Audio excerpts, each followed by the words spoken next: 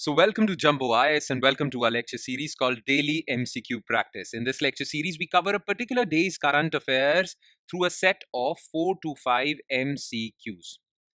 All right. Now, the purpose of this lecture series is very simple. Well, we want you to revise your current affairs.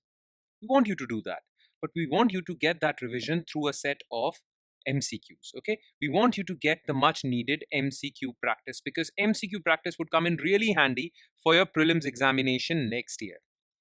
Now, through this lecture series, you'll be covering 4 to 5 MCQs on a daily basis. 4 to 5 MCQs might seem like little effort. It might seem very less, but these 4 to 5 MCQs covered on a daily basis would add up, and add up to more than 1200 MCQs. Now, 1200 MCQs from the topic of current affairs alone. I'm not talking about static subjects like polity, geography, history, economy. No, for them, we'll have separate MCQ series. This lecture series is solely focused on current affairs, and 1200 MCQs from current affairs alone is more than sufficient. It's actually quite a lot. You won't have to worry about your current affairs portion as far as your prelims examination next year is concerned, but provided you have made this lecture series a part of your daily routine. It should be a daily habit of yours. And if you are successful in doing that, well, current affairs won't seem like a problem while appearing for prelims. Prelims is very important, stage 1 of your civil services examination. So make sure you make this lecture series a part of your daily routine. All right, enough of the introduction. Let's straight away jump into the lecture, starting with question number 1. Consider the following statements regarding investment facilitation for development pact.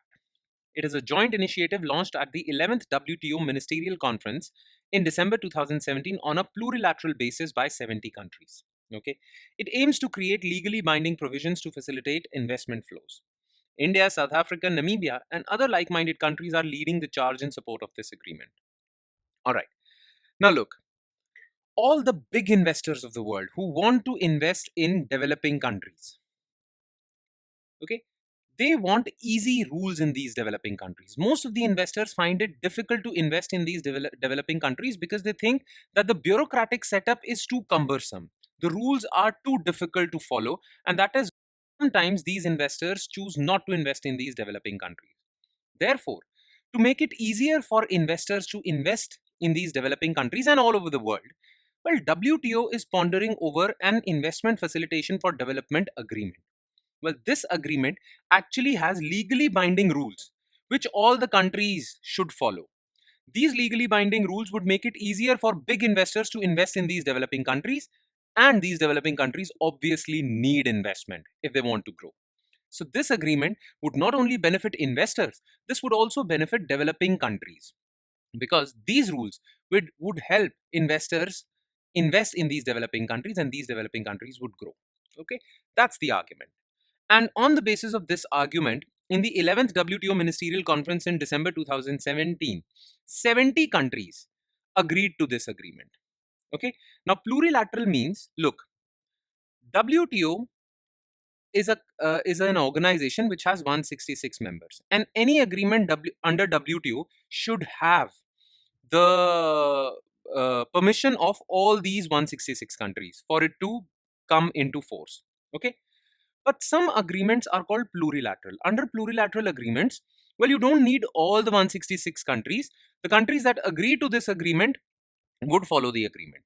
Okay, so generally WTO agreements are multilateral, that is, all countries have to agree to it. But plurilateral means only those countries which have agreed to it. Now, these 70 countries launched this agreement. This statement is correct. Okay, it aims to create legally binding provisions to facilitate investment flows. Absolutely correct. And this agreement is being spearheaded by China. China is heavily promoting this agreement. Okay, China is actually leading the charge. All right. Now, the thing is, countries like India, South Africa, Namibia, and even Turkey, they do not agree with this agreement. They say that because of the legally binding nature, our freedom to regulate our own foreign investments would go away because we would be forced to follow these legally binding rules. Now, India wants freedom in regulating foreign investment. India doesn't want that some external authority would dictate that how you should regulate your foreign investment or not. So, India says that developing countries, it might like developing countries would benefit out of it, but developing countries would not benefit out of it because this agreement would take away their freedom. So India is asking developing countries not to follow this agreement, not to follow this China-led agreement. And South Africa is supporting India, Namibia and Turkey also is supporting India. So India, South Africa, Namibia are not leading the charge in support of this agreement. They are leading the charge against this agreement. So only two. Okay. The idea is India doesn't want to do away with its freedom of regulating foreign investment. All right. Okay. So question number 2. Consider the following statements regarding pardoning power of Indian President. This power comes from Article 72 of the Indian Constitution. This power extends to punishments under both central law as well as state law. Unlike the US President, Indian President's pardoning power can be exercised even before charges are filed in the case. Alright, which of the above statements is correct? Now look, what do we mean by pardoning power of the President? The thing is that if you are convicted of any offense and you are given a particular punishment by the court of law, okay, you are given a punishment and you have to serve your sentence. In case of criminal cases, I'm talking about, not civil cases. Well, the Indian president has the power to pardon your punishment or to cancel your punishment. You would still be called a convicted person. You'll still be convicted of that crime, but you don't have to serve that punishment because the president has pardoned your sentence. Now, Indian president has this power. In fact, the US president also has this power. Now, as far as the Indian president is concerned, this power comes from Article 72 of the Indian Constitution. Article 72 states that the Indian president has the power to pardon, reprieve, suspend, remit, commute the sentence of any person. But it has 3 conditions. Okay, the Indian president's pardoning power extends to 3 types of cases. Okay, one, if the case is related to court martial. Okay, military courts basically against defense personnel. Okay, so president can pardon cases related to court martial. President can pardon cases in which, in those laws where the power of union executive extends. What do we mean by that? Well, if there is a law made by parliament and in that law the entire powers of implementing that law lies with union executive, not state government, then the president has the power to pardon the sentence of a person. So if there is a law which is a state law, in that case president's power won't be extended. Okay, that means that if you are accused of a crime under central law, well, president has the power to pardon your sentence. But if you are accused under a state law where the power of state executive extends, then the president does not have the power to pardon your sentence, where the governor does. Okay, so only in those cases where the law is by center and the implementation of that law is by union executive, not state executive. Okay, and third, if you are given a death sentence. Well, in case of death sentence, it can be under a state law or a central law. It doesn't matter. If it's a death sentence, president can pardon your death sentence. Okay, so only under these 3 cases, president can pardon your sentence. So first statement is correct. This power extends to punishments under both central law as well as state law? No. Only mostly under central law, where the power of implementing that law lies with union executive. Okay, so this statement is false. Now, if we compare Indian president's pardoning power with USA president, well, the US president also has the power to pardon the sentence of a criminal. Okay, and the thing is that US president also has the privilege of preemptive pardon. Now, what do we mean by preemptive pardon? The thing is, let's suppose you're accused of a crime, but you're just accused. Your court proceedings haven't started yet. Okay, your court proceedings haven't started. You're just accused, no charges are filed against you. I mean, people are assuming that you have committed a crime, but no court proceedings have started. Okay, now the US president has the power to pardon you in that case also, so that in future when court proceedings start on your case, you won't be given a punishment. So even before the case is filed in a court of law, president can pardon you. The only condition is that you should have committed that crime. Okay, but the court proceedings, even before the start of court proceedings, you can be pardoned. Okay, this is what is known as preemptive pardon. That president is protecting you in case in future someone files a case against you. Okay, this power extends to US president, and president has used that power to pardon his own son. Joe Biden has used that power to pardon his own son. The Indian president does not have that power. In the case of Indian president, charges must be filed, court proceedings must be on. In fact, most of the times the punishment has been given to that person. Then only Indian president can pardon. Preemptive pardon power is not with the Indian president. Okay, so this statement is also false, only one. All right, question 3. Which of the following statements are correct regarding snake bites in India? 90% of snake bites in the country are caused by the big four: Indian cobra, common krait, Russell's viper, saw-scaled viper. Okay, almost all the venom that is used to develop the anti-venom comes from snakes caught by the Irula tribe of Jharkhand. Okay, government has launched a national action plan to completely eliminate snake bite deaths by 2030. Now, the reason why snake bites were in the news was because central government has asked all the state governments to declare snake bite a notifiable disease. Okay. Now, what do we mean by a notifiable disease? Notifiable disease is that disease in which case, if you have that disease, the state government, the hospital is required to report that case to the government. Okay. So, in case of all notifiable diseases, if any person gets that disease, the hospital is compulsorily required to report that case to the government, because government wants to monitor all the cases. Okay, that's a condition with notifiable disease.